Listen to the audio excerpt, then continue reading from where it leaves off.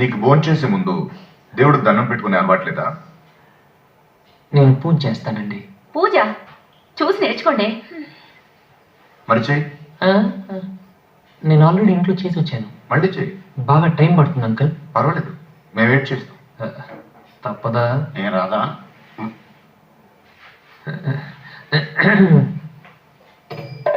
దేవుడా, ఓ మంచి దేవుడా, నువ్వు మాకు తినడానికి తోటకూర పప్పు ఇచ్చావు, బంగాళదుంప ఫ్రై ఇచ్చావు, చారు కూడా ఇచ్చావు.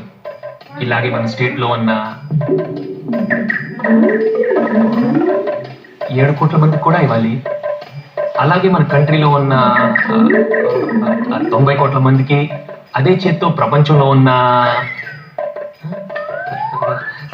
నాకు నంబర్ కరెక్ట్గా తెలీదు, ఎంతమంది ఉంటే వాళ్ళందరికీ కూడా ఇదే భోజనం ఇస్తామని.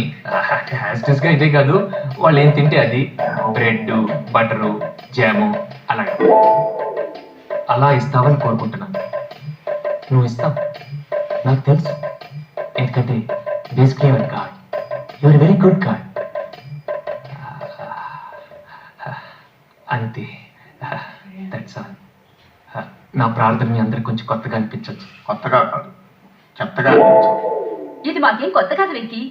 ఆయన కూడా ఇలాంటివి కవితలు అవి రాస్తూ ఉంటారు. కాకపోతే నువ్వు దేవుడి మీద రాస్తావు, ఆయన వాళ్ళ అమ్మ మీద రాస్తారు. నిజంగా